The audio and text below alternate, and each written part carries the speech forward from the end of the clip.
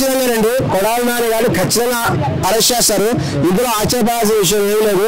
ఎందుకంటే వైఎస్ఆర్ కాంగ్రెస్ పార్టీ అధికారులు ఉన్నప్పుడు కొడాలి నాని గారు ఇక విపరీతమైనటువంటి కామెంట్స్ చేయడం జరిగింది. ఆయన రెడ్ బుక్ లో ఆయన ప్లేస్ కూడా ఉంది.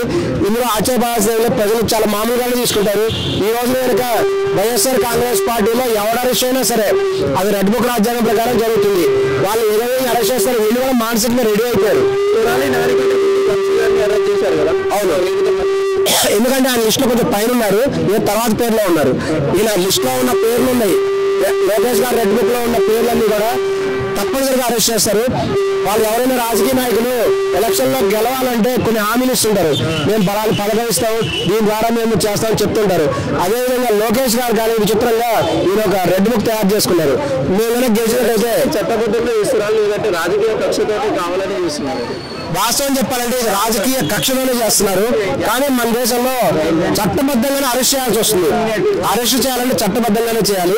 రాజకీయ కారణాలు ఉన్నప్పటికీ కూడా చట్టబద్ధంగానే ఏదో ఒక కేసు చూపించి వాళ్ళ దగ్గర ఉన్నటువంటి మైనస్ పాయింట్ తీసుకొని లేదంటే ఏదైనా ఆరోపించో వాళ్ళ మీద కేసులు పెట్టడం జరుగుతుంది. కేసులు బట్టి చట్టబద్ధంగానే అరెస్ట్ చేస్తారు. అందులో మనం ఏం క్వశ్చన్ చేయలేము. కానీ కారణం రాజకీయ కారణాలే, ఖచ్చితంగా రాజకీయ కారణాల వల్ల అరెస్ట్ చేస్తున్నారు. దీనివల్ల వాళ్ళకి పోయేదేం లేదు. ప్రజలు ఆల్రెడీ అందరికి అర్థమైపోయింది. రాజకీయ వాస్తవం చెప్పాలంటే వైఎస్ఆర్ కాంగ్రెస్ పార్టీ నాయకులందరూ కూడా మానసికంగా రెడీ అయిపోయినారు. ఏదో రోజు అరెస్ట్ అవుతారు, చివరికి జగన్ గారిని కూడా అరెస్ట్ చేస్తారు అనేటువంటి భావన కూడా ఉంది. ఆయన అరెస్ట్ అయినా మనం ఆశ్చర్యపోక్కర్లేదు, ఆశ్చర్యం లేదు. రాజకీయ పగల కోసం ఒకరిని గెలుచుకొని ఒకరిని గెలుస్తుందా? ప్రజలకు ఏమన్నా అభివృద్ధి చేసే అవకాశాలు ఉన్నాయి? ఖచ్చితంగా చాలా గమనించాల్సిన విషయం. ఖచ్చితంగా కూడా ప్రజలకు అభివృద్ధి చేయాలి. ఈ యొక్క ప్రస్తుతం ఉన్నటువంటి ప్రభుత్వం కూడా సెంట్రల్ గవర్నమెంట్ పోరాడాలి. ఎందుకంటే సెంట్రల్ గవర్నమెంట్ ఆల్రెడీ మనల్ని మోసం చేసింది. ప్రత్యేక హోదా ఇస్తామని చెప్పి ప్రత్యేక హోదా ఇవ్వలేదు. ప్రత్యేక హోదా ఇవ్వకపోవడం వల్లనే ఆంధ్రప్రదేశ్ రాష్ట్రం ఈ రోజున డెఫిషియన్స్ లో ఉంది. ప్రత్యేక హోదాకు సరిపడినటువంటి ఫండ్స్ ఇస్తా ఉన్నారు, ఆ ఫండ్స్ కూడా ఇవ్వలేదు. ఈ విధంగా రాష్ట్రాన్ని ఎంతో మోసం చేస్తున్నారు.